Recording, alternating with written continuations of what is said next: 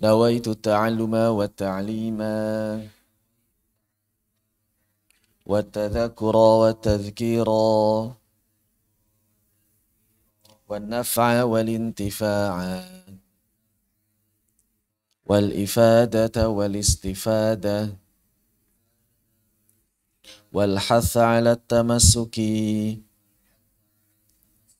بكتاب الله وسنة رسوله والدعاء إلى الهدى والدلالة على الخير ابتغاء وجه الله ومرضاته وقربه وثوابه. للإمام ابن الجزري رحمه الله تعالى وللبركة الفاتحة. أعوذ بالله من الشيطان الرجيم بسم الله الرحمن الرحيم الحمد لله رب العالمين الرحمن الرحيم مالك يوم الدين إياك نعبد وإياك نستعين اهدنا الصراط المستقيم صراط الذين أنعمت عليهم غير المغضوب عليهم ولا الضالين آمين. الحمد لله نحمده ونستعينه ونستغفره ونعوذ بالله من شرور أنفسنا وسيئات أعمالنا من يهده الله فلا مضل له ومن يضلل فلا هادي له أشهد أن لا إله إلا الله وحده لا شريك له وأشهد أن محمدا عبده ورسوله الذي لا نبي ولا رسول بعده اللهم انفعنا بما علمتنا وعلمنا ما ينفعنا وزدنا علما اللهم نور قلوبنا بنور هدايتك كما نورت الأرض بنور شمسك أبدا أبدا برحمتك يا أرحم الراحمين آمين. Alhamdulillah, puji dan syukur kepada Allah Subhanahu wa taala. Hari ini merupakan hari pertama pertemuan dari daurah syarah Muqaddimah Jazariyah. Level yang pertama yang insya Allah akan berlangsung selama 2 pekan ke depan, sekitar 10 hari efektif. Dan untuk mengefektifkan waktu kita langsung masuk saja. Insya Allah di sini di hadapan kita ada draft buku yang bukunya sedang dicetak untuk para peserta baik yang online maupun yang offline itu bisa mendapatkannya dengan menghubungi Mukristor. Tapi bagi peserta yang sudah daftar bisa mendapatkan dengan harga yang lebih murah. Jadi begini, asalnya si modul itu hanya berupa fotokopian. Asalnya sebelumnya berupa fotokopian. Plus apa? Si terjemah tafsiriyah. Akhirnya biaya pendaftaran itu dihitung modulnya dengan harga itu. Makanya kalau nggak salah udah dihubungi belum sama admin? Belum? Oh, admin belum hubungi. Ntar saya kontak adminnya. Jadi nanti buat peserta yang terdaftar diberi pilihan. Apakah mau modul yang lama terjemah tafsiriyah, begitu, tanpa biaya tambahan, atau mau nunggu buku ini 500 halaman yang pernah dikasih tahu, tapi dengan biaya tambahan. Tapi saya nggak tahu biaya tambahannya. Buku aslinya itu harganya 2,5. Tapi dikurangin, entah dikurang 100 atau dikurang 150, saya agak lupa pengurangannya. Begitu. Ya. Jadi kalau misalnya pengurangannya 100 berarti 150.000, begitu. Kalau pengurangannya 150 berarti bayarnya 100.000. Karena harga sebelumnya itu harga biaya yang dialokasikan buat biaya modul itu sekitar 100 ribuan. Begitu ya, seperti itu. Nah nanti tinggal pilih. Mau buku terjemah tafsiriyah, gitu, yang modul lama hanya dia ini aja apa, matan sama terjemahan singkat, atau bayar biaya tambahan dan mendapatkan buku ini. Cuma masih proses cetak sekitar 4-5 hari lagi kalau kata Ustaz Yuda begitu. Agak terlambat 4 atau 5 hari lagi. Nah nanti tinggal menghubungi admin mau pilih yang mana. Kalau mau terjemah tafsiriyah tanpa biaya tambahan, kalau mau ini dengan biaya tambahan. Begitu kurang lebih. Wallahu a'lam. Kalau yang beasiswa gimana? Saya nggak tahu juga perhitungannya gimana. Kayaknya sama ya. Tapi harusnya antum dapat modul yang itu, berarti kemungkinan sama kemungkinan. Ada tambahan tapi saya nggak tahu ya. Oh, ada PO tuh. Hah? Ngangsur. Nanti saya bilang apakah ada potongan juga buat yang beasiswa atau enggak. Karena harusnya beasiswa juga dapat jatah kitab. Dapat jatah kitab kan semuanya kan free kan. Nah tapi nggak tahu nih ini masuk apa enggak yang ini. Karena memang ini baru kitabnya. Tafsirnya udah ya? Belum dapat antum. Ambil. Yang tafsirnya enggak. Kalau beliau nunggu. Antum mau tafsirnya atau nunggu yang ini? Yang ini aja tambah berarti. Tafadhol. Kan Nur tafsirnya udah? Oh, udah. Antum belum ngambil. Hah? Oh, ntar hubungi admin aja ya. Kalau yang beasiswa gimana ketentuannya? Begitu. Betul. Yang antum belum ambil tafsirah, ambil tafsirah. Kalau tafsirah dapat free semua buat yang beasiswa sudah include tafsirah. Kalau yang ini enggak include karena ini baru. Dan sebetulnya ini pun di luar rencana. Jadi awalnya itu mau dibuat versi 2 jilid. Jilid pertama, jilid kedua. Ternyata biayanya lebih besar. Karena biaya di gilaf, biaya di jilidnya. Covernya itu yang bikin mahal ternyata. Covernya ini sekali cover itu 20 sampai 25 ribu satu buku itu. Harga covernya doang 20 sampai 25 ribu satu buku. Jadi kalau misalnya 2 buku, covernya doang 50 ribu. Sayang banget. Begitu. Makanya dibuat 1 jilid.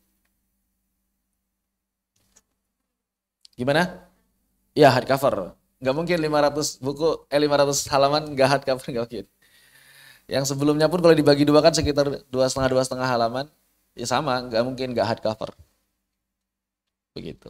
Kalau yang soft cover murah, soft cover paling berapa? 5 ribuan kalau nggak salah.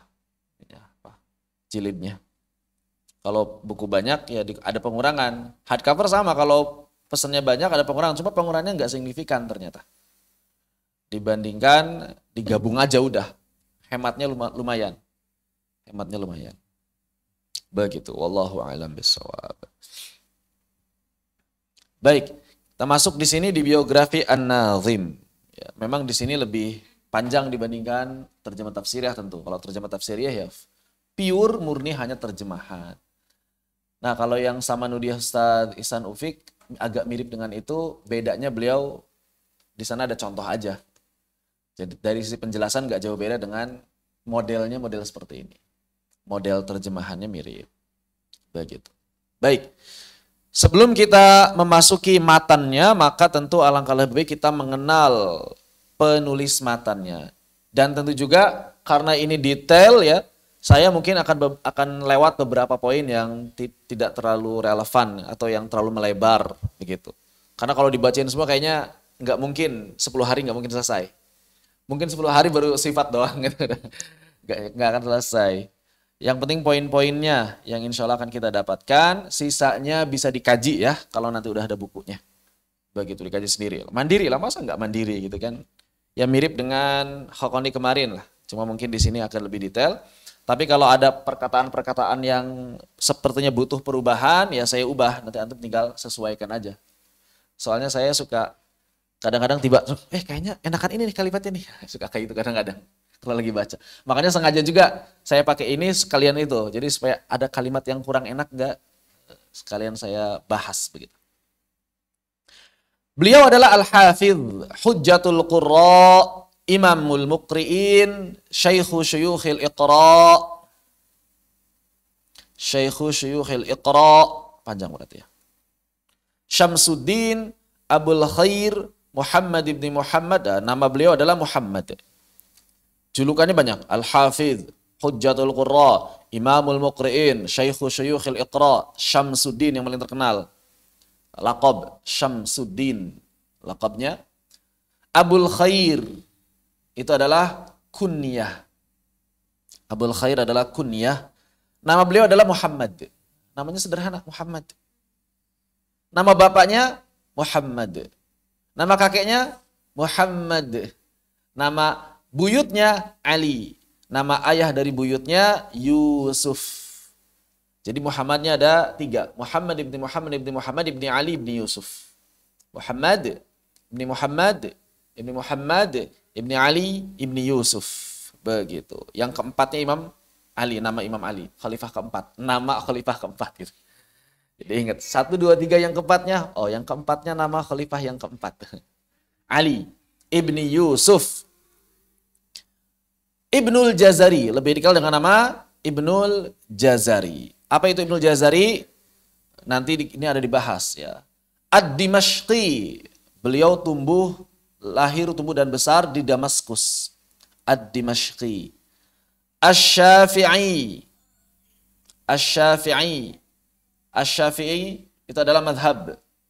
Madhab dalam sisi fiqih. Dalam sisi fiqih beliau Asy-Syafi'i. Walaupun yang menarik dari Imam Ibnu Jazari karena beliau mujtahid ya. Ada beberapa poin yang justru lebih dekat ke madhabnya Imam Ahmad.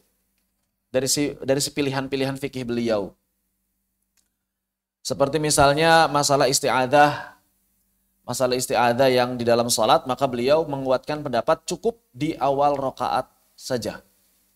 Yang muktamad dalam madhab Imam Asy-Syafi'i itu di setiap rakaat. Beliau juga punya pendapat yang agak sedikit berbeda dengan madhab yang lain. Misalnya isti'adzah. Wallahu a'lam ya. Apakah tidak dijelaskan atau memang demikian. Tapi narasi yang beliau gunakan di An-Nashr yang namanya isti'adzah itu kalau baca Qur'annya jahar, dibaca jahar. Baik di dalam salat ataupun di luar salat. Yang tampak di kitabnya begitu. Karena beliau mengatakan hukum asal isti'adzah adalah jahar. Kecuali yang pertama kata beliau, kalau bacanya sir. Yang pertama kalau bacanya sir misalnya. Yang kedua, kalau dia bacanya tanawub, bacanya bergiliran dan bukan orang yang pertama. Nah begitu, udah cuma 2. Beliau mengatakan seperti itu. Artinya kalau baca Qur'annya jahar, baca jahar. Beliau hanya menyebutkan pengecualian 2 itu. Beliau hanya menyebutkan pengecualian 2 itu. Begitu. As-Salafi, ini juga disebutkan oleh beliau sendiri dalam kitab Al-Hidayah fi Ilmi Riwayah. Ya tentu maksudnya As-Salafi di sana adalah mengikuti para ulama salafun as-salih. Bukan ulama zaman sekarang. Salafi. Jadi jangan malu sebetulnya menyebut nama As-Salafi. Cuma kadang-kadang menyebut nama Salafi tadi dikira orang lain gitu ya. Yang terkenal dengan nama Ibnul Jazari. Jadi istilah Salafi sudah dikenal oleh para ulama zaman dulu. Cuma kadang-kadang beda maksud dengan istilah Salafi yang dikenal oleh orang-orang zaman sekarang. Bahkan pesantren Salafiyah itu sebenarnya sudah terkenal dari zaman dulu. Di kampung saya ada pesantren As-Salafiyah namanya. Pondok Pesantren As-Salafiyah. Jadi kalau di Sunda, wallahualam nih kalau di tempat yang lain. Kalau di Sunda, yang disebut Salafiyah itu adalah pesantren yang mulazamah, tanpa pendidikan formal. Itu namanya pesantren Salafiyah disebutnya. Kalau di Madura bagaimana? Sama? Sama ya, itulah yang disebut Salafiyah. Begitu. Jadi Salafi itu orang yang belajarnya mulazamah. Mulazamah ngaji kitab. Di kampung saya ada pondok pesantren As-Salafiyah. Cuma sekarang nggak pondok pesantren modern jadinya. As-Salafiyah.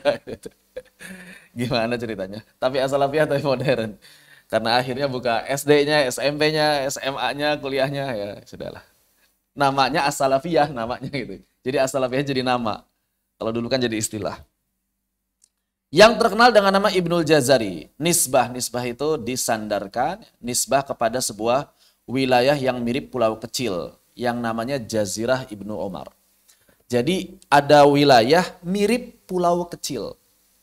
Ada wilayah mirip pulau kecil. Jadi nisbah itu bisa nisbah kepada tempat, Ad-Dimashqi. Bisa nisbah kepada nama kakek, seperti Asy-Syafi'i. Bisa nisbah kepada, kalau ini tempat juga ya, Al-Jazari tempat juga. Bisa nisbah kepada madhab, Syafi'i, dan lain sebagainya. Bisa nisbah juga kepada pekerjaan, As-Sa'ati. Bisa nisbah juga kepada, apa lagi? Kabilah As-Sa'di, Al-Asy'ari. Jadi nisbah itu bisa bermacam-macam. Juga bisa nisbah kepada tempat wafat, Asy-Syairazi. Begitu. Atau nisbah tempat dia tumbuh, bukan tempat lahir, bukan tempat wafat, tapi cukup lama di sana. Seperti Al-Makki. Banyak kan ulama-ulama Indonesia yang tinggal di Mekah, di Madinah, Al-Makki, Al-Madani. Jadi nisbah itu banyak. Maka di antara poin yang menurut para ulama butuh dijelaskan itu kalau ada nisbah kepada apa? Begitu. Maka di sini Ibnul Jazari nisbah kepada Jazirah Ibni Umar. Ibnu Umar ini bukan Ibnu Umar sahabat, bukan. Yang terletak dekat Mosul. Mosul itu dekat Irak. Tepatnya perbatasan Irak, Suriah, dan Turki. Disebut Jazirah, wilayah itu disebut Jazirah karena terletak di pesisir sungai Tigris. Sehingga wilayahnya tampak seperti sebuah pulau. Nah, kalau kita lihat peta di sini, sekarang namanya jadi kota Cizre. Bahasa Turki, saya nggak tahu cara baca yang benar kayak gimana. Cizre atau apa. Jadi di situ kakek moyangnya Ibnul Jazari. Bukan Ibnul Jazarinya, tapi kakek moyang Ibnul Jazari sebelum hijrah ke Damaskus. Begitu ya. Jadi sekarang masuknya di provinsi Turki dia, masuk wilayahnya provinsi Turki dia. Di Turki, Suriah, Irak. Dekat banget. Turki, Suriah, Irak. Begitu. Ini Turki, disebutnya Asia Kecil. Turki itu Asia atau Eropa? Eropa, kan masuk Euro dia. Turki itu Eropa. Tapi dari sisi benuanya ke Asia ya. Secara politik dia masuknya Eropa dia. Tapi secara benua dia masih Asia, atau nyambung sama Suriah, nyambung sama sini Irak, terus nanti ke bawahnya nyambung ke Saudi, ke bawah sini, Yaman. Ya, kalau ke sana Armenia, kemudian Iran, Afghanistan, Pakistan, India. Sininya lagi, setelah India berarti nyebrang ke Melayu, kemudian Indonesia. Ya, kurang lebih seperti itu petanya. Baik. Kota ini sekarang menjadi sebuah distrik di provinsi Sirnak, ya, wilayah Anatolia Tenggara, Turki. Jadi kota ini dikenal dengan nama Jizrah atau Madinatul Jazirah dalam bahasa Arab dan Cizre dalam bahasa Turki. Nama Ibnu Umar ini berasal dari seorang yang bernama Abdul Aziz Ibni Umar At-Taghlabi. Siapa beliau? Kok bisa-bisanya sampai dijadikan nama wilayah? Jazirahnya Jazirah Ibnu Umar. Begitu. Karena beliau orang yang pertama kali berhasil memaksimalkan irigasi Sungai Tigris. Begitu. Jadi memaksimalkan irigasi Sungai Tigris sampai akhirnya jadi kota. Sekarang jadi kota besar. Nah, ini kalau tampak dari atas kotanya mirip pulau. Begitu. Karena di samping sungai. Nah, ini dari samping udah modern. Siapa yang awal membangun kotanya? Ibnu Umar. Abdul Aziz Ibnu Umar At-Taghlabi. Begitu. Udah bagus sekarang ya. Udah jauh dengan bayangan kita mungkin. Wah, zaman dulu kayak gimana? Ternyata udah modern. Inilah kota tempat asal kakek moyangnya Ibnul Jazari. Begitu. Jazirah Ibnu Umar. Atau Cizre zaman sekarang. Ibnul Jazari dilahirkan pada Sabtu malam setelah sholat tarawih. Tanggal 25 Ramadan 751. 25 Ramadan 751. Bertepatan dengan 30 November 1350 menurut konversi ya. Di mana? Di Damaskus atau kalau zaman sekarang Suriah, zaman dulu Syam. Ayahanda beliau itu sebetulnya bukan ulama. Ibnu Jazari itu ayahnya bukan ulama, ayahnya pedagang, tajir. Cuma walaupun pedagang, rajin datang ke majelis ilmu. Begitu. Bahkan guru ayahnya ini, Syekh Hasan Saruji, itu ternyata juga menjadi gurunya Al-Imam Ibnul Jazari. Bahkan Ibnu Jazari mengatakan, ayahku adalah guru pertamaku. Jadi luar biasa. Walaupun pedagang, tapi jadi guru pertamanya. Berarti pedagangnya bukan pedagang kaleng-kaleng. Ya. Tapi Ibnu Jazari nggak dagang. Nggak ngikutin jejak ayahnya. Ibnu Jazari jadi ulama. Nah ini juga ya. Bahwa Ibnu Jazari itu sampai besar, nggak kerja. Kerjanya terus nyari duit dari mana? Nyari uangnya? Dari bapaknya. Itu tidak tercela ya. Kita tidak bekerja dengan sibuk menuntut ilmu, itu nggak disebut malas. Tidak tercela. Jadi orang yang sibuk menuntut ilmu, sibuk dengan ilmu syar'i dan tidak bekerja itu bukan orang malas. Orang malas itu orang yang nggak ngapa-ngapain. Sibuk sama ilmu syar'i, enggak. Kerja juga nggak mau. Dunia juga nggak mau, itu malas.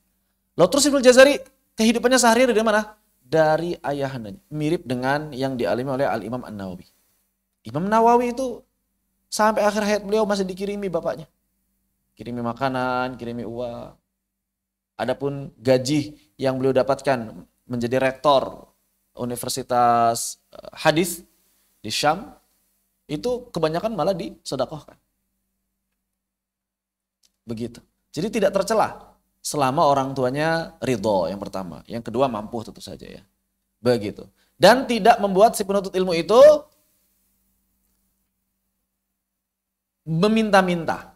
Tidak membuat si penuntut ilmu itu meminta-minta. Begitu. Nah jangan sampai jadi peminta-minta dengan alasan sibuk menuntut ilmu. Nggak boleh, tercela ya. Perbuatan meminta-minta itu tercela. Jadi selama orang tua kita sanggup, kemudian kitanya memang fokus dalam ilmu, itu tidak masalah. Bahkan saya pribadi ya, kalau misalnya ada anak-anak saya yang sibuk menuntut ilmu, udah nggak apa-apa. Kamu ngapain kerja? Biar saya yang biayain sampai kapanpun gitu. Insya Allah bisa. Insya Allah bisa. Masalah rezeki itu kan sudah diatur. Tinggal Allah itu minta kita nyiapin jalannya aja kan. Ya, begitu. Kalau misalnya kita nyuruh ke anak kita nggak usah kerja, biar jalan rezekinya dari saya, sama aja sebenarnya. Dia kerja dapat rezeki, dia nggak kerja rezekinya dari saya. Bedanya kalau dia kerja nggak bisa fokus sama ilmu, kalau dia nggak kerja bisa fokus sama ilmu. Mendingan dia nggak kerja, karena rezekinya sama aja. Nah begitu. Baik. Salah satu kisah populer yang disebutkan oleh para ulama adalah kisah ayah anda Ibnu Jazari dan air zam-zam. Ini dulu ketika saya daurah sudah dengar kisah ini. Cuma beda-beda versi lah begitu ya. Ada yang bilang ya katanya Imam Ibnu Jazari ayahnya sampai usia 40 tahun belum punya anak. Begitu. Ada yang bilang seperti itu. Ada yang bilang bahwa sampai 40 tahun pernikahan belum punya anak. Beda-beda tuh. Tapi ternyata dua pendapat ini yang dulu populer itu dua-duanya lemah. Dua-duanya lemah. Kenapa? Karena ayahandanya Ibnu Jazari punya anak di usia 26 tahun. Bukan di usia 40, bukan di usia 40 tahun pernikahan. Kan? Di usia 26 tahun. Lah terus dari mana tahunya Ustaz? Ya dari kitabnya Ibnu Jazari sendiri. Yang judulnya Jami'u Asanid Ibnil Jazari. Kumpulan sanad-sanad Ibnu Jazari. Ya. Terus dari mana nih asal muasalnya angka 40? Ternyata kemungkinan salah memahami kitab. Wallahu a'lam ya, sangat disayangkan juga ulama-ulama besar, bahkan kalau tidak salah juga Syekh Eman Suhaid agak keliru dalam memahami ini. Dalam memahami ini agak keliru. Sepertinya angka 40 yang diklaim sebagai usia ayahanda Ibnu Jazari, apalagi diklaim sebagai usia pernikahan, itu berasal dari kekeliruan dalam memahami perkataan Ibnu Jazari. Nah di sini, jadi Imam Ibnu Jazari bilang dalam Jami'ul Asanid, annahu wulida fi syarhi Rabi'il Awal sanata khamsina wa ishrin. Jadi beliau itu, ayah beliau itu lahir pada tahun 725. Ibnu Jazari tadi lahir tahun berapa? 751 kan? 26 kan? Ketika ayahnya usia 26 kan? Paham nggak? Ini bapaknya lahir tahun 25. Ibnu Jazari tahun 51. Ya begitu kan. Jadi ketika ayahnya 26, dari mana itu angka 40? Di sini ada kalimat mana? Wahajja sanah arba'in. Dan berhaji tahun 40. Orang mengira dan berhaji ketika usianya 40 tahun. Maksudnya tahun 40 gimana? Kan kita biasa nyingkat tahun itu belakangnya doang kan? Lahir tahun 25, haji tahun 40. Bukan haji pada usia 40 tahun. Ini keliru. Berarti beliau berhaji tahun ketika usia berapa tahun? Berhaji pada usia berapa tahun? 15 tahun udah berhaji, ya kan? Paham nggak maksudnya? Ah gitu. Orang mengira pada usia 40. Nah di sini banyak yang kelirunya. Ya, begitu. Saya juga nggak tahu kok bisa diartikan berhaji pada usia 40. Sanah arba'in di sini. Begitu. Kemudian Imam Ibnu Jazari menceritakan setelah itu bapaknya berhaji lagi di tahun 48. Summa hajja sanah thamanin wa arba'in. Ya, 48. Kemudian berhaji lagi tahun 48. Wa qala li, maka ayahnya bercerita kepada Ibnu Jazari, syarabtu ma'a zamzama. Aku minum air zam-zam pada saat itu li ayyarzuqani Allah waladan dzakaran yakunu min ahlil Quran. Lagi pas berhaji di depan Ka'bah minum air zam-zam dan berdoa pada Allah, ya Allah, dengan air ini aku bertabaruk menjadikan tawasul supaya apa? Mendapatkan anak laki-laki ahlul Quran. Udah nikah belum pada saat itu? Belum. Jadi antum kalau pengen nikah, pikirin jangan istri seperti apa yang akan antum dapatkan, tapi anak seperti apa yang ingin antum dapatkan.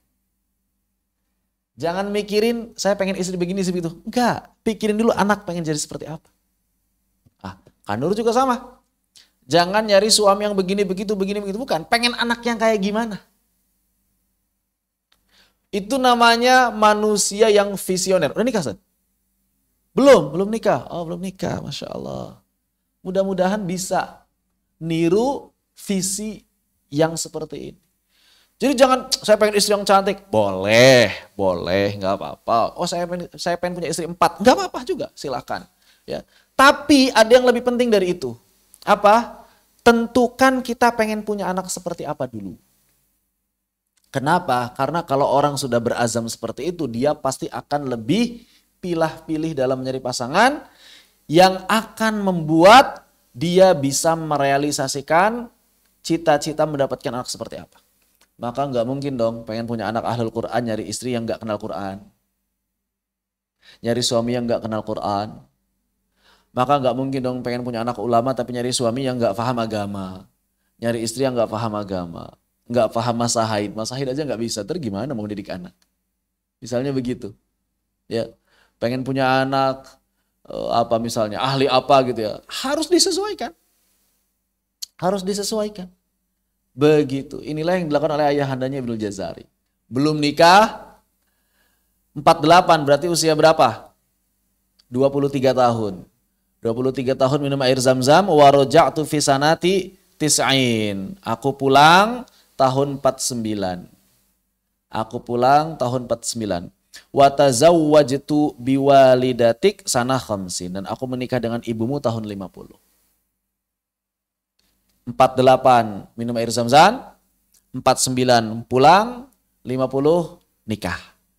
Faulidtu li lailata sabtil khamis wal 20 min syahr Ramadan al-mu'azzam sanah 51 aqiba salat tarawih. Maka lahirlah dirimu setahun kemudian. Bulan Ramadan setelah tarawih. Masya Allah. Luar biasa. Visinya itu jangka panjang begitu. Saya pengen punya anak ahlul Quran. Ya nikahlah. Yang penting anaknya begini. Istrinya kayak gimana harus sesuai dengan visi anak saya. Gitu. Jangan asal nanti nyari istri. Jangan asal, ya apalagi suami, jadi pemimpin rumah tangga, jangan asal nyari suami. Kadang-kadang kalau istri masih agak-agak butuh di-upgrade masih bisa. Kalau suaminya bisa meng-upgrade istrinya. Tapi kalau istri ke suami lebih berat. Lebih berat istri ke suami itu, nge-upgrade suami lebih berat. Ya makanya saya kalau misalnya lagi ngisi daurah-daurah yang banyak datang itu banyak kan mama tuh ditanya, "Mama, bapak-bapak berkemana?" Gak pada mau datang, saat. Aduh, susah. Tapi kalau suami bisa tuh maksa istri dalam tanda petik ya, maksa istri buat sama-sama datang ke majelis taklim masih bisa. Tapi istri maksa suami itu lebih berat. Begitu. Maka cari yang sefrekuensi. Cari yang satu visi. Maka nanti kalau misalnya antum kenalan dengan seorang ta'aruf atau apapun itulah caranya, tanya pengen punya anak yang kayak gimana. Sama enggak? Kalau ini mah nggak sama, nggak akan nyambung, teribut terus pasti. Jangan diterusin. Ya, kalau antum sudah tahu langkah antum tidak sesuai dengan tujuan, kalau antum sudah tahu salah naik kereta, segera turun di stasiun terdekat. Jangan nunggu makin jauh karena biaya ongkos pulangnya makin mahal. Gitu ya. Begitu. Allahu a'lam bishawab. Baik. Jadi angka 48 adalah tahun 748, bukan saat usianya 48. Begitu. Jadi ya, beliau punya anak Ibnu Jazari pada usia 26 tahun. Nah, Syekh Eman Suwaid dalam Syarhu Manzumatil Muqaddimah mengatakan bahwa ayahanda Ibnu Jazari berhaji tahun 750. Di mana beliau berapa? Oh, kalau Syekh Eman Suwaid agak keliru ya. Beliau mengatakan berhaji tahun 750 di mana beliau berdoa kepada Allah sambil minum air Zam-Zam agar mendapatkan anak yang saleh berilmu. Cuma agak kurang tepat, 750 ini bukan tahun minum air Zam-Zam, tapi tahun menikah ya. Minum air Zam-Zamnya 748, pulang 749, baru kemudian menikah 750. Ini agak keliru, Syekh Eman Suwaid agak keliru. Jadi kronologi yang tepat 725 kelahiran ayahanda Ibnu Jazari, 740 itu haji pertamanya yang 15 tahun tadi. 748 haji kedua ini yang beliau meminum air Zam-Zam. 749 ayahanda Ibnu Jazari pulang dari haji, 750 pernikahan orang tua Ibnu Jazari, dan 751 adalah kelahiran Ibnu Jazari. Seperti itu kronologi dari kelahiran Al-Imam Ibnu Jazari rahimahullahu ta'ala. Baik. Al-Imam Ibnu Jazari sejak kecil sudah dititipkan oleh ayahnya. Jadi ayahnya itu ngajar plus nitipin Ibnu Jazari ke para ulama, suruh mulazamah. Jadi bukan di sekolah ya, suruh mulazamah. Ke siapa? Ke Syekh Hasan As-Saruji. Di antaranya ke Syekh Hasan As-Saruji yang juga guru dari bapaknya. Kemudian beliau juga sering mendatangi majelis dari murid-muridnya Al-Fakhr Ibnul Bukhari dan para ulama besar lainnya. Beliau juga sudah biasa sama gurunya minta ijazah pada ulama-ulama besar. Di Damaskus itu gudangnya ulama sampai sekarang. Damaskus, Suriah, sampai sekarang gudangnya ulama. Nah, ketika Suriah revolusi berhasil dibebaskan, banyak pada pulang kan ke Suriah lagi. Guru-guru kami seperti Syekh Muhammad Al-Muwafaq Al-Murabi', Mursyid Sadzuli, Mursyid Tasawuf Sadzuli pulang juga. Kemarin beliau keliling-keliling terus, termasuk ke Indonesia beberapa kali. Syekh Muhammad Muwafaq Al-Murabi. Sekarang alhamdulillah bisa pulang. Ya. Kemudian Syekh Qurayyim Said Rajih yang kemarin sempat di Turki dan di Malaysia. Dia sempat pulang. Kemudian Syekh Yahya Al-Ghuthani. Dr. Yahya Al-Ghuthani. Kemarin lama di Turki, pulang juga. Dan beberapa masyaikh yang hijrah ke Turki ketika masa-masa Bashar Asad itu, banyak yang hijrah ke Turki. Karena ketika revolusi mereka harus ngambil sikap bersama revolusioner, bersama Bashar Asad. Sebagian ulama ijtihadnya bersama Bashar Asad. Kenapa? Karena lebih anggapannya atau penilaiannya, ijtihadnya lebih banyak memberikan kemaslahatan. Udahlah nggak usah revolusi, tungguin aja tumbang. Seperti misalnya ijtihadnya Dr. Said Ramadan Al-Buti. Tapi banyak ulama yang nggak setuju dengan ijtihad tersebut. Akhirnya mereka hijrah ke Turki, ya. Dan sekarang mereka bisa pulang. Alhamdulillah. Dan kajian-kajian yang dulu dilarang sama Bashar Asad sekarang sudah mulai dimulai lagi. Kata teman-teman saya yang kuliah di sana begitu. Seperti Ustadz Fauzan Inzaghi tahu. Ustadz Fauzan Inzaghi cerita banyak tuh di Facebooknya. Ya, alhamdulillah kajian-kajian yang dulu dilarang sekarang dimulai lagi. Orang-orang dulu bebas ngomong ateis segala macam, sekarang udah dilarang. Alhamdulillah. Ternyata di kota Suriah, di kota Damaskus itu orang itu ngomong ya saya liberal, saya ateis itu biasa. Dulu di zamannya Bashar Asad. Nah, sekarang udah dilarang begitu. Alhamdulillah. Demikian ya. Alhamdulillah. Dari dulu Suriah adalah gudangnya ulama. Syekh Eman Suwaid yang belum pulang aja. Masih di Jeddah ya. Syekh Eman Suwaid. Baik. Ibnu Jazari telah selesai menghafalkan Al-Quran. Nah ini seperti ini misalnya ya. Di usia. Kayaknya kurang pas di usia. Pada. Itu aja. Paling berbahan kayak gini. Jadi yang udah tercetak dia nggak apa-apa itu. Bukan yang esensi. Coba. Enggak. Kalau keterangan di itu keterangan tempat namanya. Salah. Dalam struktur KBBI atau struktur ejaan yang disempurnakan, di itu keterangan tempat. Keterangan waktu itu pada hari Selasa, pada hari Minggu, turut ayah ke kota. Pada usia 13 tahun, wajar usia 13 tahun. Jangan samakan tradisi ulama zaman dulu dengan tradisi kita sekarang. Ulama zaman dulu itu waktu kecil nggak belajar apa-apa selain Al-Quran. Maka wajar kalau mereka ada yang hafal di usia 9, di usia 10, di usia 13. Intinya sebelum balik semuanya sudah hafal Al-Quran. Dan nggak juga mesti semuanya hafal Al-Quran di usia 7 tahun. Ada kisah Imam Syafi'i hafal Al-Quran usia 7 tahun, bahkan ada yang mengatakan 5 tahun. Pengen semuanya kayak gitu. Itu seperti apa?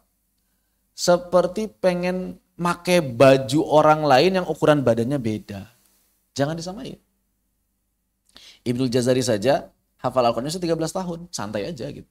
Maksudnya di masa-masa kegemilangan, usia 13 tahun itu termasuk telat sebetulnya kan. Usia 13 tahun itu telat. Di masa beliau itu, usia 13 tahun itu telat hafal Al-Quran.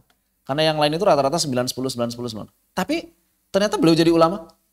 Yang hafal sebelum itu bisa jadi kalah gitu ya dari segi keilmuannya oleh beliau. Apalagi kita sehari ini sekarang yang sekolah bahkan di pesantren aja nggak fokus Al-Quran. Iya kan? Dari SD apa ya? Belajar biasa. Nggak fokus Al-Quran. Maka kalau misalnya kita mengukur hari ini dengan apa yang terjadi zaman dulu ya jangan yang nggak bisa disamakan. Apalagi yang SD, wah udah boro-boro ngapal Quran ya. Kenal Quran aja alhamdulillah. Maka jangan disamakan. Kadang-kadang sebagian orang tua itu terlalu memaksakan anak-anaknya. Ini yang nggak pas. Apalagi kecerdasan tiap orang beda-beda. Ada orang itu cerdasnya cerdas menghafal, tapi kurang dalam menelaah.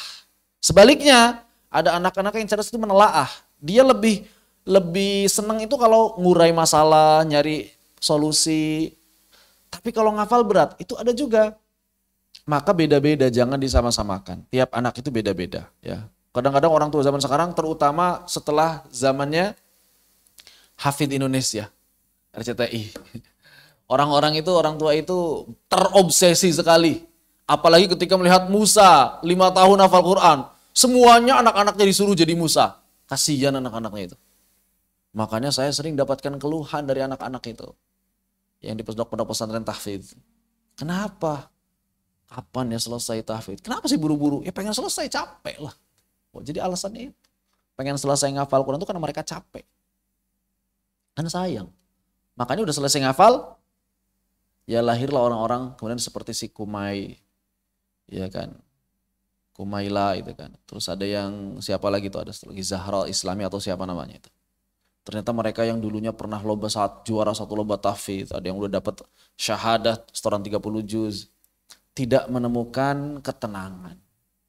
Akhirnya mereka mencari ketenangan dalam dunia yang lain. Yang sayangnya keluar dari jalur syariat. Ini kan sayang banget. Dan tidak sedikit ternyata orang-orang begitu. Nah ini harus diperhatikan nih buat para orang tua, para pendidik. Harus bisa melihat potensi anak. Jangan memaksakan anak. Baik. Cuma kehebatan Ibnu Jazari, hafal usia 13 tahun, tahun 764, ya kan. Kemudian dipilih, ditunjuk menjadi imam sholat resmi setahun kemudian. Yang zaman dulu namanya imam sholat harus ada sertifikatnya, sertifikat imam. Nggak kayak zaman sekarang, siapa yang datang duluan jadi imam, siapa yang nyumbangnya paling gede buat masjid jadi imam. Siapa yang jadi ketua DKM jadi imam, tidak zaman dulu. Harus ada sertifikat resmi, begitu. Yakni pada saat usianya 14 tahun Hijriyah. Dari si fisik, Ibnu Jazari itu dikenal sebagai orang yangnya ada 2 sih. Oh enggak. Orang yang memiliki kekayaan harta, wajar. Anaknya pengusaha. Kulitnya putih, ciri khas orang-orang Syam sampai sekarang. Putihnya putih agak kemerahan. Ya. Kalau antum sering ketemu dengan masyayikh dari Syam, seperti Syekh Ghuthani, Syekh Ibrahim Roji, Syekh Muhammad Wafaq Al-Murabi itu semuanya mirip-mirip mukanya. Warna putihnya bukan putih bule Eropa, juga bukan seperti orang-orang Arab. Orang Arab itu kan putihnya putih agak gelap. Saudi itu. Karena dia Yaman. Ya. Tapi kalau orang-orang Syam itu putihnya putih merah. Kalau Emirat, Dubai putihnya putih. Putihnya putih mereka. Mirip bule. Lebih mirip ke Turki. Kalau Syam enggak. Kalau Syam itu putihnya putih kemerahan. Begitu.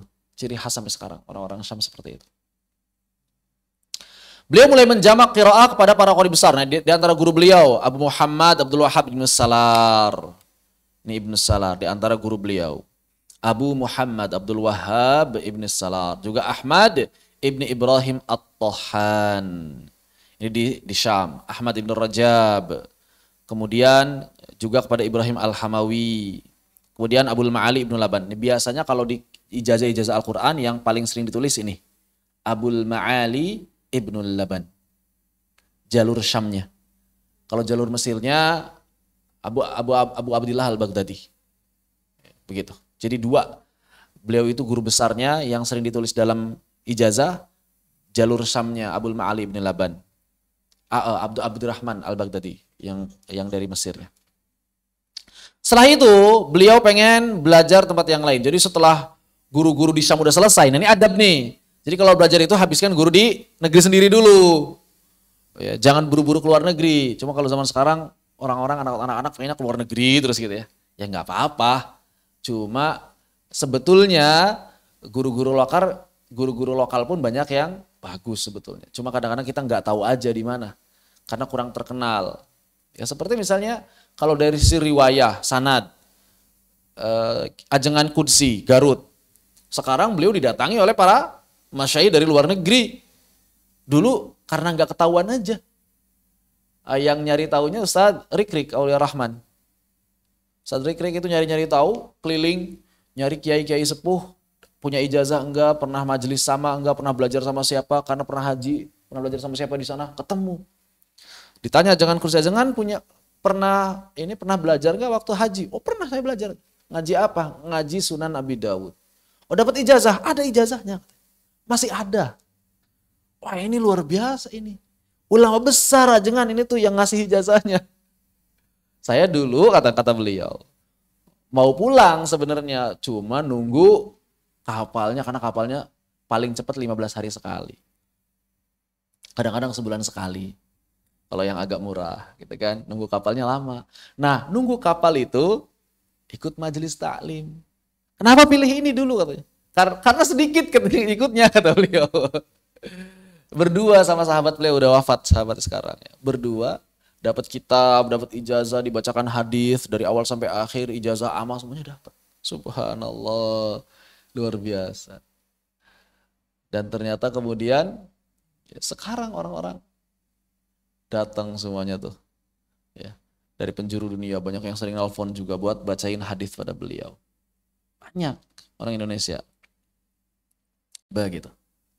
Cuma kadang-kadang orang Indonesia ada sikap apa? Inferior, menganggap orang luar itu lebih hebat daripada orang Indonesia, padahal nggak selalu seperti itu, nggak selalu sebetulnya ya. Banyak orang-orang kita yang hebat, sanadnya tinggi-tinggi, penelaahan ilmu qiraatnya bagus, yang nggak kalah sebetulnya sama para masyayikh di luar. Cuma kadang-kadang kita tetap orang Indonesia. Kalau ada dua daurah nih, daurah Jazariyah, yang satu ustadz, yang satu syekh, kayaknya orang-orang lebih pilih syekh gitu kan ya. Nah gitu. Padahal belum tentu penjelasannya lebih bagus. Belum tentu juga prakteknya lebih bagus. Nggak semua syekh itu, mohon maaf ya, terutama yang sering ada di daurah itu, nggak semua syekh itu bacaannya bagus. Ada yang khoisyum, saya pernah dengar tuh. Ini apa ini ngadain daurah bacaannya khoisyum dari hidung semua. Terus gunahnya nggak konsisten. Aduh gimana ini. Ada yang mad ari di sukunya nggak konsisten. Begitu ya. Jadi seperti itu. Agak kurang bagus. Nggak jarang begitu yang seperti itu. Ya. Artinya begini, mau orang Indonesia mau orang luar ya yang profesional mungkin ya enggak gitu, sama aja begitu. Jadi bukan orang Arab pasti mungkin, enggak, ini keliru. Begitu ya, baik. Maka beliau pun ke Hijaz untuk membaca kepada Abu Abdillah Muhammad ibn Salih al-Khatib. Imam dan khatib di Masjid Nabawi di Madinah. Membaca jalur Al-Kafi dan At-Taisir. Ya, kemudian beliau kembali ke Damaskus, kembali ngulang baca ke Ibnu Salah. Ini kebiasaan para ulama. Udah jauh gak ketemu, pengen ketemu guru saya, pengen setoran lagi. Gitu. Pengen khatam lagi ke guru saya. Maka beliau pun baca kepada Ibnu Salah dan guru-guru yang lainnya. Kemudian beliau sebetulnya pengen ke Andalusia. Di mana Andalusia? Spanyol. Ya. Pengen baca kepada Muhammad ibn Yusuf al-Andalusi. Cuma bapaknya nggak setuju.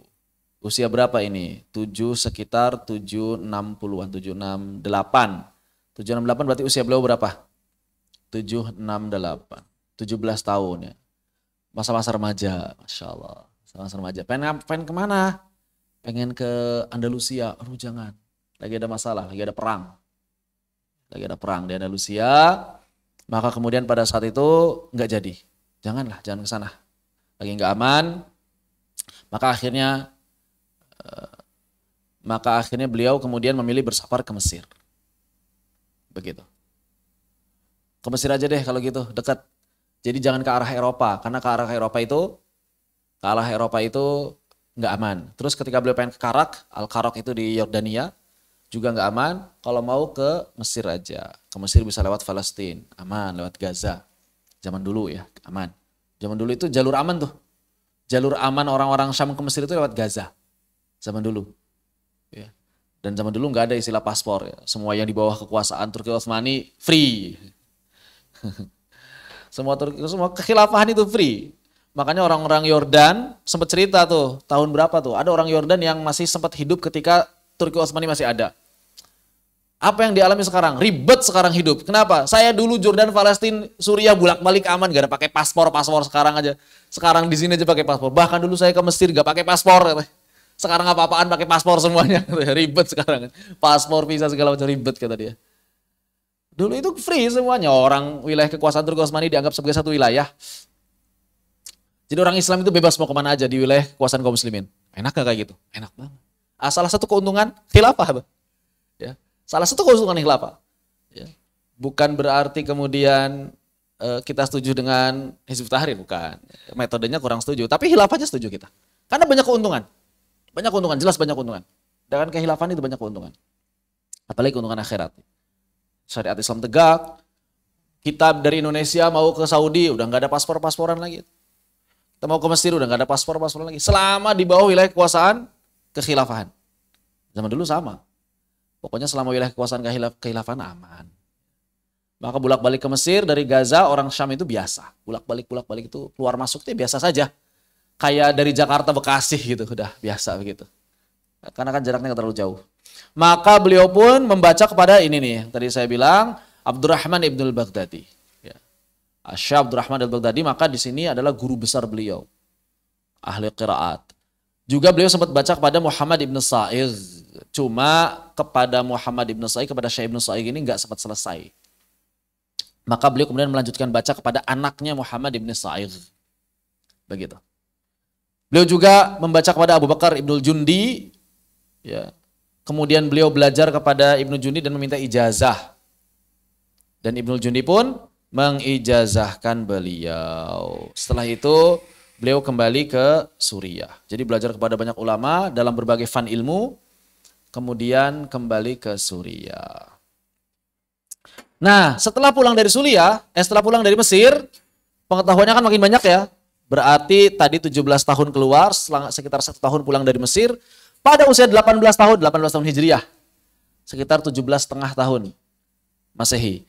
Pada usia 18 tahun maka beliau pun menulis kitab At-Tamhid fi Ilmi Tajwid. Subhanallah. Berapa tahun? 18 tahun. Ayo antum 18 tahun nulis kitab apa? Masya Allah. At-Tamhid masih ada sampai sekarang kitabnya, dicetak berulang kali. Luar biasa. Kitab pertamanya Al-Imam Ibnul Jazari. Usia 18 tahun. Lama di Damaskus, beliau pun rindu untuk kembali ke Mesir. Maka pada tahun 771 kembali ke Mesir. Usia berapa tuh? 771? 20 tahun. Udah makin dewasa. Maka beliau kembali ke Mesir untuk membaca kepada Ibnu Sa'id dan juga Ibnul Baghdadi. Kemudian selain belajar Al-Quran, qiraat, beliau juga belajar kepada Ali ibni Baqi, Ad-Dimyati. Orang Indonesia banyak yang ke Dimyat ya, belajar ya. Ad-Dimyati itu belajarnya di Dimyat, di Mesir. Jadi Ad-Dimyat itu nama kota di Mesir, nama kampung, nama wilayah di Mesir. Begitu ya. Ini Ali ibni Baqi. Kemudian juga beliau belajar fikih Syafi'i dengan bertalaqi pada Abdurrahman Al-Isnawi. Syekh Al-Isnawi, luar biasa. Bahkan sebagian ulama menjuluki Syekhul Islam Al-Isnawi. Ulama besar dalam bidang fikih. Kemudian juga beliau belajar tafsir sekaligus fikih mazhab Syafi'i kepada Abul Fida, Ibnu Katsir. Yang saat itu Ibnu Katsir menjadi mufti resminya wilayah Mesir. Mufti resmi Mesir, ketua MUI Mesir. Tapi lebih dari ketua MUI sih. MUI mah nggak resmi ya. Ini resmi. Fatwa itu harus dari beliau, dari Ibnu Katsir. Ketika di Mesir. Resmi beliau. Mufti, kok sekaligus qadhi, ketua qadhi. Berarti bukan MUI ya, kalau di Indonesia MA berarti. Mahkamah Agung. Karena yang resmi itu kan MA. Coba pakai syariat Islam, kalau Mahkamah Agung kan enggak. Mahkamah Agung enggak pakai syariat Islam. Makanya banyak peraturan yang bisa diakalin ya. Di MA. Dan kemudian Ibnu Jazari termasuk santri berprestasi sampai akhirnya itu ijazah lil ifta. Ijazah berfatwa. Jadi zaman dulu orang mau berfatwa harus punya ijazah. Supaya nggak ngomong sembarangan. Kayak dokter itu nggak dapat izin praktek kalau belum diuji bagaimana praktek kedokterannya. Maka kalau dapat izin praktek baru boleh masang pelang. Ya kan? Izin praktek. Zaman dulu gitu. Orang nggak boleh fatwa, nggak boleh minta fatwa ke orang yang nggak ada pelang muftinya. Kata Gus Baha juga gitu. Makanya antum itu kalau perlu pasang pelang. Antum keahliannya apa? Katanya jangan kalah sama dokter. Pelang misalnya. Ustadz Zikri, keahlian, akidah, fikih, qiraat. Yang mau belajar itu kesini silakan. Ustadz Habib, keahlian apa? Misalnya bahasa Arab, lughah, balaghah, misalnya begitu. Silakan. Jangan malu begitu. Ya. Karena kalau nggak ada seperti itu, orang-orang nanti salah datang. Akhirnya datang kepada orang-orang yang nggak paham ilmu. Ya. Mau meriksa gigi, datangnya ke dokter hewan, ini nggak nyambung. Begitu, yang penting dokter kan gitu kan. Yang penting ustadz kan zaman sekarang gitu ya. Yang penting ustadz, yang penting dokter, kan nyambung, yang penting dokter. Begitu ya. Jadi ini di usia yang 23 ya, di usia 23 berarti. Tahun 774, 751 ke 774. 23 tahun jadi mufti resmi yang diberikan ijazahnya langsung oleh ketua MA plus MUI Mesir pada saat itu. Al-Hafidh Abul Fida Ismail ibn Katsir. Masya Allah, luar biasa. Kemudian kembali dari Mesir, beliau membaca qiraah sabah kepada Al-Qadhi Ahmad Al-Kufri di Damaskus lagi. Begitu. Tahun 778 berarti usia sama ya. 778 berarti 27. 27 maka beliau kembali ke Mesir untuk membaca kitab-kitab dalam balaghah, Masya Allah, usul, ma'ani, bayan, badi. Termasuk beliau juga belajar syarah alfiyah, sampai akhirnya juga nyusun syarahnya. Begitu. Kemudian beliau juga belajar ilmu hadis. Begitu banyak ya, mengambil ijazah pada Syekh Diyauddin Al-Quzwaini, juga kepada Syekh Abdul Wahab Al-Qarawi Al-Iskandari. Dan beliau juga belajar ilmu hadis dari Syekhul Islam Al-Bulqini. Makanya beliau sempat bikin nazam dalam ilmu hadis. Nama nazamnya Al-Hidayah fi Ilmi Riwayah. Itu bagus sekali. Nazamnya bagus sekali. Al-Bidayah fi Ilmi Riwayah. Atau Al-Hidayah fi Ilmi Riwayah. Itu nazam dalam ilmu hadis. Nah, di nazam itu atau di bait itulah beliau menyebutkan Ibnul Jazari Salafi. Dibilang begitu. Beliau tulis sendiri. Bukan Ibnul Jazari Syafi. Kalau di Jazariyah Ibnul Jazari Syafi. Kalau di situ Muhammad Ibnul Jazari Salafi. Al-Bidayah atau Al-Hidayah fi Ilmi Riwayah. Itu jelas. Beliau itu ngejelasin definisinya enak. Hadis sahih apa, hadis dhaif apa, hadis maudhu apa. Kemudian musalsal itu apa, kemudian thiqah itu kayak gimana, dijelasin dari awal sampai akhir. Jelasin dari awal sampai akhir. Enak. Salah satu syarahnya ditulis oleh Syekh As-Sakhawi. As-Sakhawi, bagus. As-Sakhawi muridnya As-Suyuti. Baik. Kemudian tahun 780, usia 29, nggak diceritain ini nikahnya ya. Wallahualam nikahnya nggak ada keterangan pasti kapan beliau nikah. Karena banyakan rihlah. Sana sini, sana sini, sana sini, sana sini. Tapi tahu-tahu punya istri, punya anak aja. Iya, Allahualam sob. Tahun 780 pulang, wah beliau bukan lagi dianggap sebagai santri. 29 tahun itu udah dianggap sebagai ulama besar. Ijazahnya udah dari bidang macam-macam ilmu. Lughah, balaghah, tafsir, fiqih, hadis, qiraat udah nggak perlu ditanya. Maka ketika pulang ke Suriah udah disambut sebagai ulama. Disambutnya sebagai ulama, bukan sebagai santri, begitu ya. Maka setelah itu bintang keulamaan Ibnu Jazari semakin bersinar ketika beliau menjadi mukri resmi yang mengajarkan Al-Quran di mana di Masjid Al-Umawi, tepatnya di Kubah An-Nasr. Jadi namanya Kubah An-Nasr, salah satu tempat yang itu khusus ya untuk belajar Al-Quran, namanya Kubah An-Nasr. Kubah An-Nasr karena di atasnya kalau nggak salah ada gambar burung atau apa itu saya nggak paham. An-Nasr itu kan elang ya kalau nggak salah ya, An-Nasr artinya. Di Kubah An-Nasr. Maka kemudian beliau mengajar di sana menjadi mukri resmi. Jadi kalau ke Damaskus di Masjid Putih Al-Umawi, mukri resminya siapa di sini?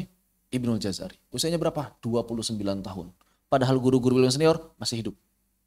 Subhanallah, luar biasa. Beliau pun kemudian menjadi guru besar, profesor di Madrasah Al-Adiliyah. Subhanallah, profesor Al-Quran di Universitas Al-Adiliyah. Juga guru besar hadis, profesor hadis di Darul Hadis Asrofiyah. Al-Kubro, ya, subhanallah, luar biasa. Profesor, bukan rektor, rektornya yang lain. Tapi jadi profesor hadis, luar biasa. Di Universitas Darul Hadis Asrofiyah, yang Imam Nawawi pernah jadi rektornya di sini. Begitu dulunya. Kemudian mengajari as-salahiyah di Al-Quds, luar negeri berarti kan? Palestina, beda kan? Nah, begitu ya, luar biasa. Juga menjadi guru besar Al-Quran di Turbah Saleh, menggantikan gurunya Ibnu Salar yang wafat. Padahal murid-murid Ibnu Salar yang senior masih banyak. Tapi yang dipilih siapa? Ibnu Jazari. Ini menunjukkan bahwa beliau adalah ulama yang bukan kaleng-kaleng, walaupun usianya masih muda. Begitu. Pada tahun-tahun berikutnya, Ibnu Jazari tetap melaksanakan safar ke negeri-negeri kaum muslimin. Safar. Bedanya kalau dulu safar nyari ilmu, sekarang safarnya ngisi daurah. Ya kalau dulu belajar, kalian ngisi daurah. Begitu. 788, beliau kembali bersafar. Usia 37. Ya. 37, bersafar ke Mesir sebagai seorang ulama besar. Bersama putranya Abdul Fath. Namanya Muhammad juga putranya. Namanya Muhammad juga. Abdul Fath Muhammad. Namun pada tahun berikutnya beliau keluar Mesir ke beberapa negara, lalu pada tahun 798, 10 tahun setelah itu datang lagi ke Mesir, berarti usia berapa? 47 ya. 47, betul? 798 47 ke Iskandaria. Nah, ketika ngajar di Iskandaria usia 47 itu ada masalah sama gubernur Iskandaria, ada fitnah. Apa fitnahnya? Gubernur Iskandariahnya enggak menunaikan hak para guru, enggak menunaikan hak para staf PNS. Guru-guru terbengkalai, gaji enggak ada, makanan enggak ada, tempat tinggal rusak. Ibnu Jazari protes. Zaman sekarang mungkin demo gitu ya. Zaman sekarang demo, mimpin demo Ibnu Jazari. Akhirnya jadi DPO, daftar pencarian orang. Dicarilah Ibnu Jazari. Gara-gara apa? Mimpin demo, ingin mendapatkan hak sebagai seorang pengajar, membantu teman-temannya juga yang belum dapat hak. Akhirnya beliau merasa di Mesir sudah nggak aman, maka beliau pergi ke Turki. Ya di usia 47 tadi, hampir ke 50 tahun. Usia-usia udah mateng ya. Udah jadi ulama besar. Begitu. Maka beliau pun tiba di ibu kota Kesultanan Utsmani di Bursa. Di sana ketemu sama muridnya Syekh Haji Mukmin.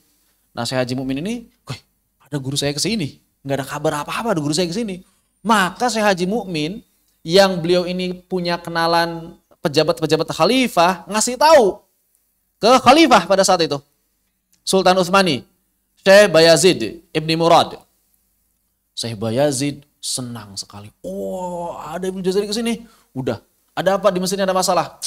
Mesir enggak usah. Sini, makanya sini aja, jangan sana. Udah ngajar jangan sini aja, sini aja. Itu. Disambut luar biasa. Maka kemudian butuh apa? Masya Allah, butuh apa? Luar biasa. Udah, Ibnu Jazari, antum tinggal di sini, enggak usah mikirin apa-apa. Sehari saya kasih gaji 200 dirham. 200 dirham. Berapa 200 dirham? Kalau satu dirham 50.000 berarti 200 dikali 200 dikali 50. 10 juta per hari. Cukup 10 juta per hari? Itu kalau dirhamnya 50.000. Kalau dirhamnya 100.000, maka berarti sekitar 20 juta per hari. Cukup? Per hari bukan per bulan. Sekarang 10 juta guru ngaji per bulan ada? Per hari. Antum bayangkan betapa mulianya Sultan Bayazid. Makanya Ibnu Jazari senang banget sama Sultan Bayazid itu. Orang yang sangat menghormati ilmu, menjaga kaum muslimin. Luar biasa. Bukan cuma 10 juta per hari. Maka beliau juga dikasih rumah besar. Kemudian dikasih beberapa kuda kendaraan. Kasih motor, mobil zaman sekarang. Dan juga sejumlah budak. Ya, zaman dulu masih ada perbudakan. Mau budak yang mana? Perempuan, laki-laki yang cantik silahkan bebas. Ambil semua yang mau. Subhanallah, udah jauh dari keluarga juga aman. Yang melayaninya banyak. Subhanallah. Maka di sini Ibnu Jazari nggak ngapa-ngapain kecuali ngajar. Makanya produktif. Disinilah beliau menyelesaikan Muqaddimah Jazariyah. Takribun nashr. An-nashr fil qiraatil ashr. Thayyibatun nashr. Semua kitab-kitab fenomenal diselesaikan di sini, di mana beliau sudah nggak mikirin apa-apa kecuali ilmu. Begitu. Jadi kalau misalnya pengen kaum muslimin, ulamanya itu maju-maju, penuhi dulu kehidupan dunianya. Insya Allah mereka nggak akan mikir apa-apa. Nggak akan ada lagi ustadz yang kirim-kirim madu gitu kan. Kirim-kirim susu kurma. Kenapa banyak ustadz yang nggak bisa nulis? Bukan nggak bisa nulis, nggak sempat nulis. Kenapa? Karena harus kirim pesanan buku, kirim pesanan madu, kirim pesanan herbal, harus ngebekam. Banyak yang begitu kan? Harus ngajar di sini, ngajar di situ. Sebelum ngajar harus ngojek dulu. Masih ada itu. Pulang ngajarnya ngojek lagi. Nganter-nganterin paket. Masya Allah, gimana mau nulis? Gimana mau nulis? Maka beliau ya menetap selama 6 tahun. Ini pun sebetulnya gara-gara ada orang Mongol nyerang selesai di Turki itu. Kalau gak ada orang Mongol mah terus kayaknya di Turki terus. Maka beliau menyelesaikan An-Nashr ya kan. Ya pokoknya di sini termasuk Muqaddimah Jazariyah. Tahun-tahun ini tuh. Begitu. Tapi Allah Subhanahu wa taala menguji kaum muslimin pada tahun 804. Berarti usia berapa? 804. 700 ke 800. 700 ke 800.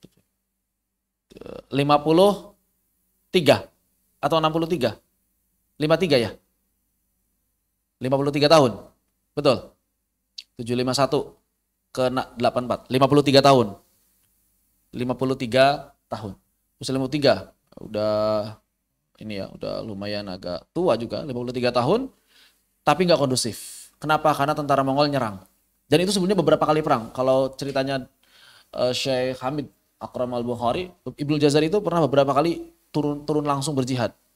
Ya, dengan orang-orang Mongol, kadang menang, kadang kalah. Cuma di sini ketika Timur Leng datang, Timur Leng ini akhirnya masuk Islam kalau nggak salah. Cuma Islamnya Islam KTP lah.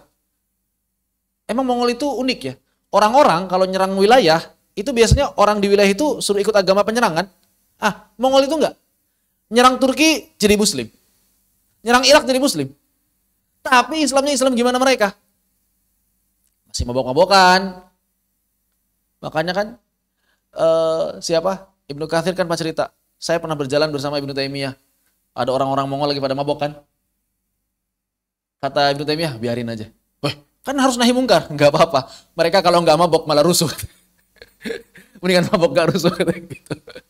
Nah, Ibnu Katsir kemudian mengatakan, dari sini saya belajar adab amar ma'ruf nahi mungkar. Jadi nahi mungkar itu jangan sampai ketika dinahi mungkar malah menimbulkan kerusakan lebih besar. Mendingan mabok. Rusaknya buat mereka sendiri. Enggak apa-apa, biarin. Walaupun mereka Muslim. Orang mereka Muslim. Kenapa? Mongol itu begitu. Kerjaannya mabok-mabokan. Ya, mungkin kalau sekarang di diskotik. Tapi Muslim mereka. Ini Muslim. Ya, ini lucu juga ya orang Mongol itu ya. Muslim tapi aturan itu nggak mau. Jadi mereka itu ketika masuk ke Turki, masuk ke wilayah-wilayah kaum muslimin, kan mau ngasih kaum muslimin tuh. Mereka itu kan tahu yang namanya Islam harus pakai syariat Islam ya. Tapi mereka nggak mau. Mereka bikin hukum sendiri. Sebagaimana diceritakan oleh Ibnu Katsir. Namanya Al-Yasiq. Kalau nggak salah nama hukumnya itu Al-Yasiq. Sekarang yang di bawah kekuasaan Mongol semuanya Timur Leng harus pakai hukum Elyasik. Apa itu hukum Elyasik? Yang enak-enak dari syariat Islam, yang enak-enak dari adat mereka digabung. Ini hukumnya. Bukan pakai syariat Islam. Namanya Elyasik, hukum gabungan. Dan beberapa hukum campuran dari beberapa wilayah. Intinya di Islam diambil, yang enak-enaknya. Dari adat mereka juga diambil. Ya mirip. Saya mikirnya, kok mirip UUD 45? Campur-campuran Belanda, campur-campuran hukum adat, campur-campuran hukum Islam dicampur. Mirip, Elyasik. Ya. Ibnu Katsir menceritakan dalam tafsir dan juga Al-Bidayah wa Nihayah. Bagaimana orang-orang Mongol itu kehidupannya begitu. Seperti itu. Maka kemudian beliau pun, Ali Ibnu Jazari pun keluar berjihad bersama Sultan Bayezid. Sultan Bayezid juga sama. Makanya Ibnu Jazari senang sama Sultan Bayezid begitu. Bukan cuma orang yang berada di balik layar. Ada ulama besar dihormati, ada musuh langsung datang jihad. Bahkan Ibnu Jazari ikut juga berjihad, luar biasa. Luar biasa. Ulama besar, ahli qiraat, bukannya diam-diam di tempat, enggak, beliau ke jihad. Luar biasa. Maka dari zaman dulu memang ahli qiraat atau ahlul Quran itu selalu yang terdepan ya dalam barisan jihad. Maka aneh kalau misalnya ada orang katanya ahli qiraat, ahli Quran, anti jihad, ya aneh. Enggak sesuai sunatullah begitu. Cuma di sini di beberapa pertarungan itu pada akhirnya Sultan Bayezid wafat. Karena beliau ditangkap, meninggal di penjara. Ibnu Jazari gimana? Ibnu Jazari ulama besar. Kalau misalnya diapa-apain sama tentara Mongol, khawatir terjadi gesekan yang besar di kalangan para ulama lain. Maka dihormati Ibnu Jazari. Takut juga tentara Mongolnya. Jangan diapa-apain deh ini mah. Terus diapain? Enggak ditangkap, enggak dipenjara, tapi diasingkan. Di mana diasingkannya? Di Mawara'an Nahar. Mawara'an Nahar itu Transoksiana yang sekarang wilayah Tantan gitu. Kazakhstan, Tajikistan, Uzbekistan, itu namanya Transoksiana. Wilayah Tantan gitu ya. Iya. Tapi nggak tahu di daerah mananya, yang pasti di kota Kash. Kota Kash itu saya pernah search kalau nggak salah Tajikistan ya. Kota Kash.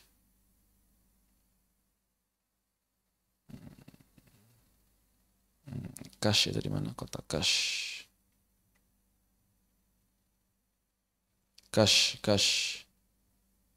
Turkmenistan.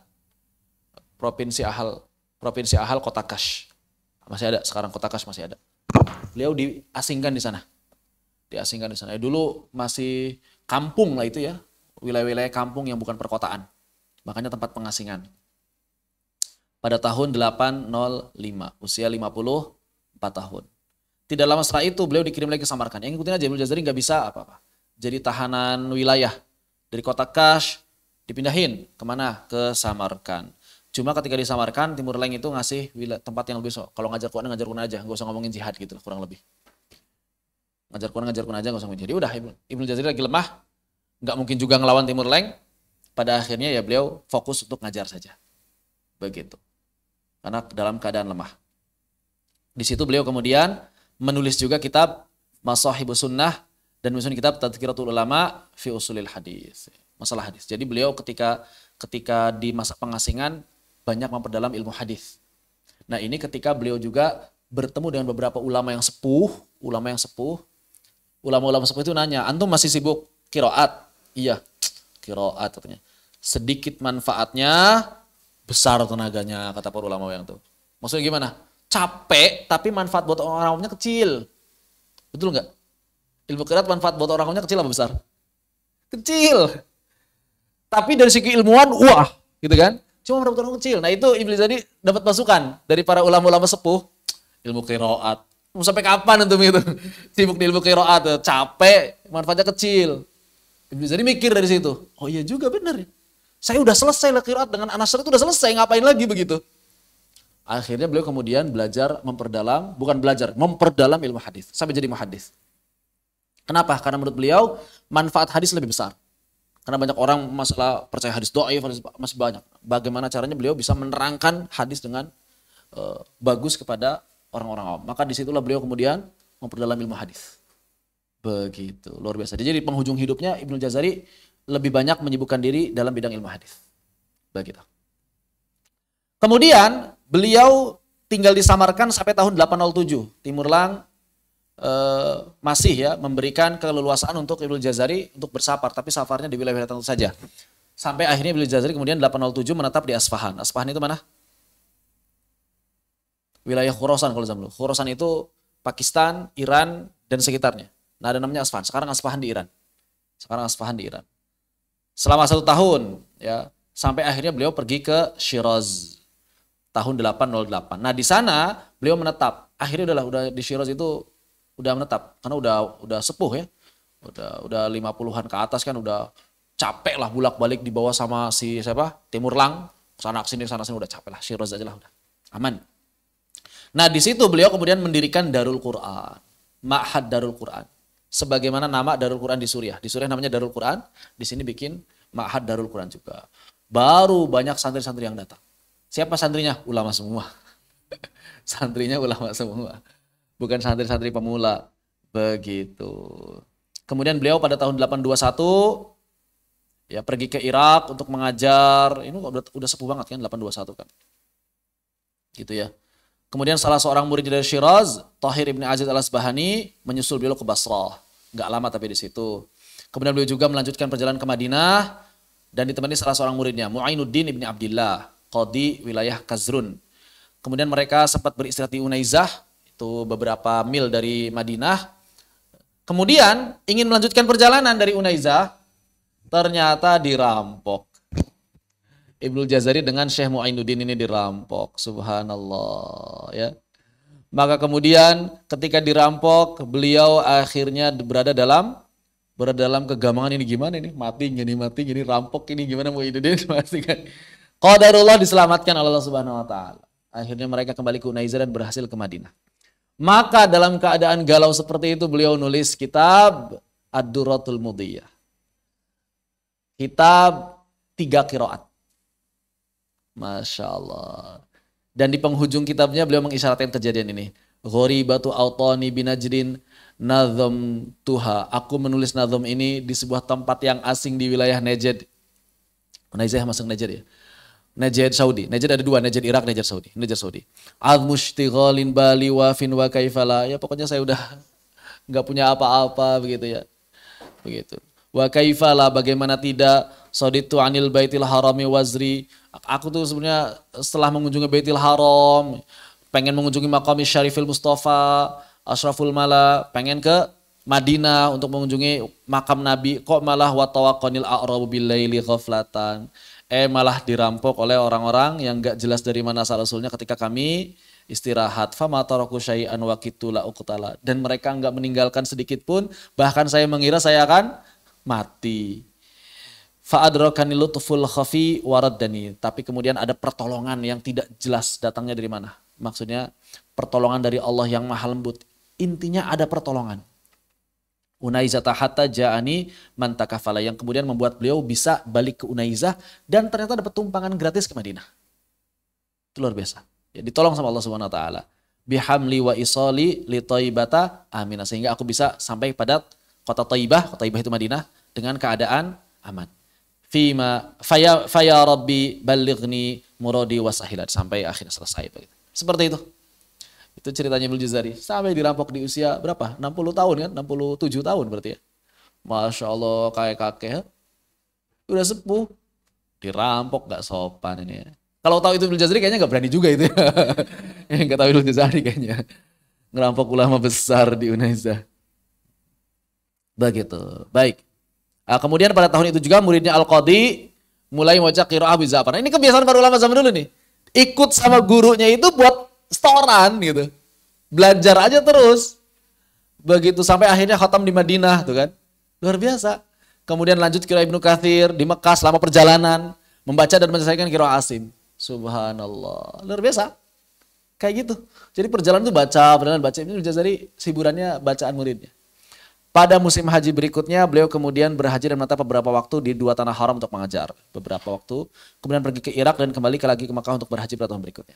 Pada 826, beliau bersafar ke Kairo. 826 berarti usia 67. 67 atau 77? 751, 826.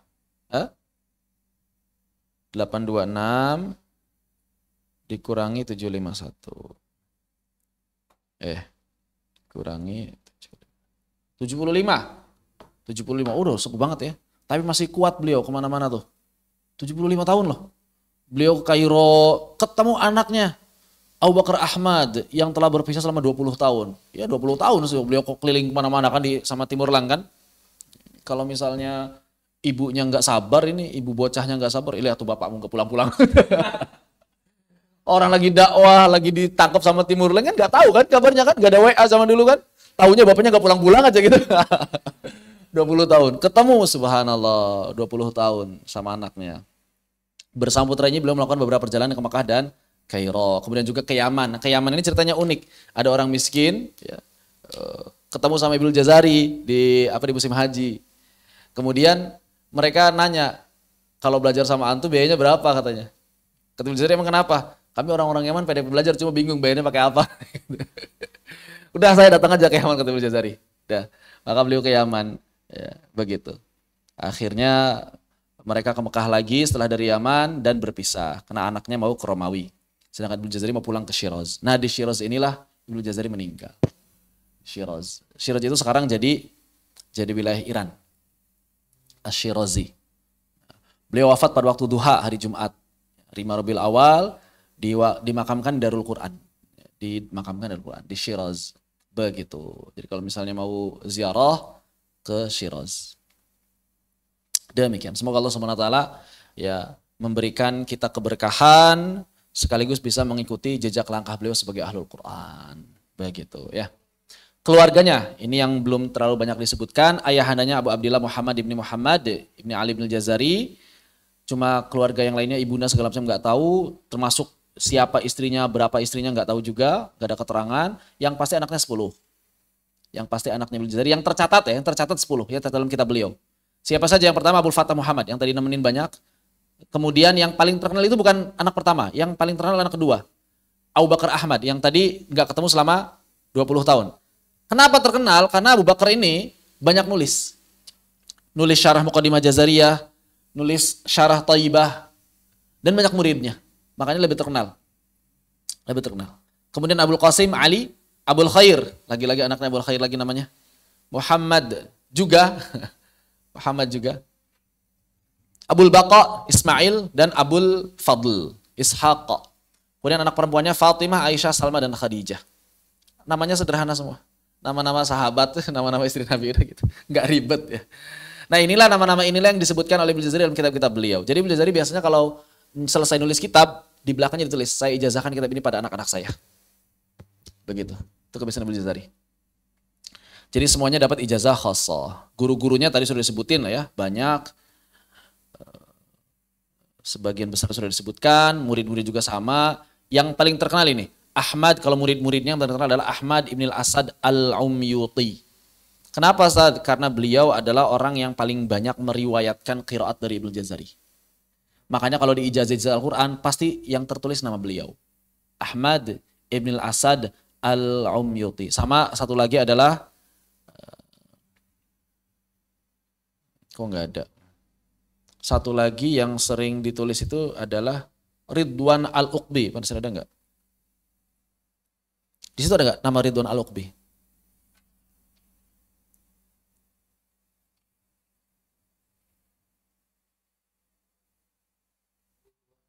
Al-Uqbi. Ada nggak? Nggak ada. Kayaknya saya udah nambahin deh. Kok kelewat sih Ridwan Al-Uqbi? Saya tambahin aja di sini.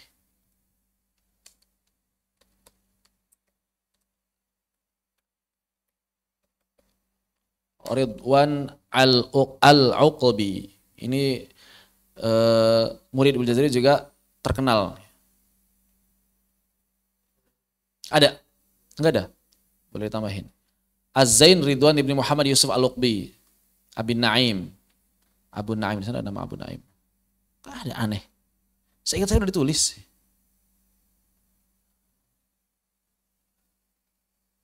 Bahkan saya kalau nggak salah udah sempat bolak-balik. Allahu Akbar. 769852. 769852.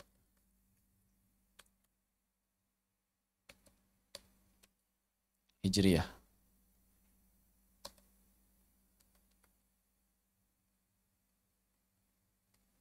Ini muridnya Ibnu Jazari juga. Abu Naim, Ridwan Al-Uqbi. Abun Naim, panjang ya. Naim. Abu Naim Ridwan Al-Uqbi Asy-Syafi'i.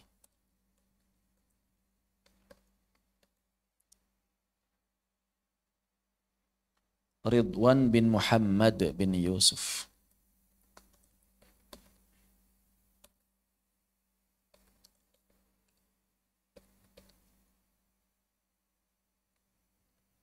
Abu Naim Ridwan ibni Muhammad ibni Yusuf, berarti ini harusnya jangan di sini berarti ya. Supaya sesuai dengan ini. Supaya sesuai dengan abjad.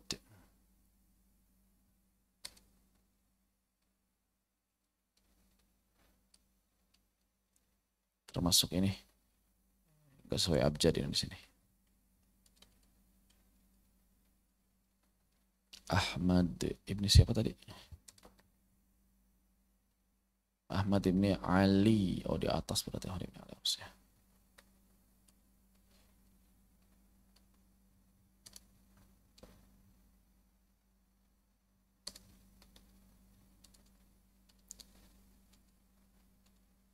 Ahmad ibni Ali ibnu Hajar Asqalani, beliau juga murid dari Ibnu Jazari, cuma nggak sempat lama karena Ibnu Hajar ini nggak sempat belajar qiraat ke Ibnu Jazari, cuma beliau sempat talaki hadis dan beberapa riwayat kepada Al-Imam Ibnu Jazari.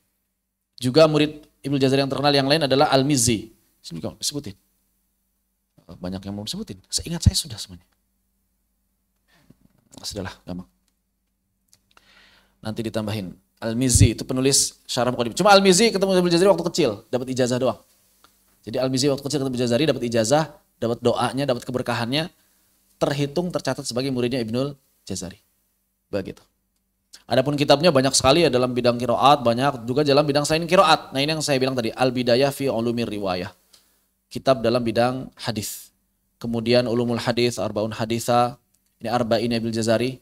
Arba'in Ibnu Jazari namanya, ada Tadhkiratul Ulama, Taudih, Al-Hisnul Hasin. Hisnul Hasin itu kumpulan adhkar. Kumpulan zikir-zikir. Kemudian Abdullah Ali fi Adatil Musawwal Ali, ini semuanya hadis dan riwayah.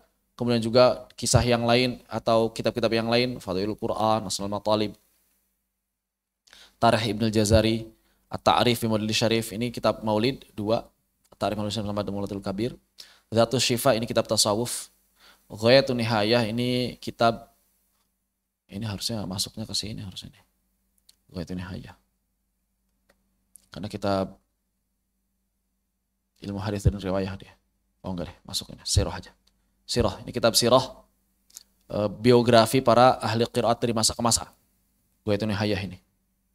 Kemudian juga Mukhtasar Tarikh Ilham Lidz-Dzahabi dan yang lain. Bahkan beliau punya syarah Alfiyah Ibnu Malik. Gak mungkin bisa mensyarah Alfiyah kalau bukan ahli bahasa Arab. Luar biasa. Beliau juga punya Nazam Al-Jauharah fi Nahwi. Jadi sebetulnya kalau punya ma'had, terus kitabnya itu kitab Ibnu Jazari semua udah cukup sebetulnya. Ada semuanya. Seluruh fan ilmu ada semuanya gitu. Ada semuanya. Qiraat ada, fikih ada. Ada semuanya. Mau apa gitu udah. Mau apa gitu. Ada semuanya. Bahkan balaghah ada, Al-Hasyiyah Al-Idah fi Ma'ani wal Bayan. Balaghah. Ya kan? Tasawuf ada, Az-Zahrul Fa'i juga tasawuf ada. Ini adab sama tasawuf juga, Mukhtarar Nasihah. Bahasa Arab ada. Mau apa lagi? Subhanallah. Udah lengkap sekali. Ibnu Jazari ini, paket komplit ya. Ibnu Jazari itu paket komplit. Baik. Baik, udah 9.38 ternyata kita istirahat dulu, nanti akan kita lanjutkan insyaallah ta'ala. Masih kenalan terhadap penulis dan matannya ya. Kalau ditanyakan nanti setelah istirahat insyaallah. Kita cukupkan sampai di sini. Fanaktafi bihadza walhamdulillahirabbil alamin. Semoga bermanfaat. Alhamdulillahirabbil alamin. Assalamualaikum warahmatullahi wabarakatuh.